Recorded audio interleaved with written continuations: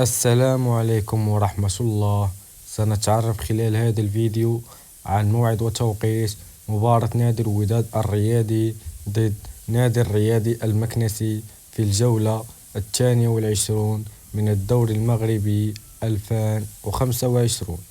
قبل بداية الفيديو لا تنسى الاشتراك في القناة وتفعيل زر الجرس ليصلك كل جديد.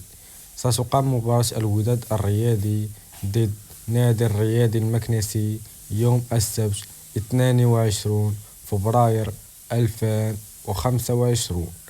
وأما بالنسبة لتوقيت هذه المباراة فستقام على الساعة 4 مساء بتوقيت المغرب والجزائر وتونس، وعلى الساعة 6 مساء بتوقيت مصر والسعودية.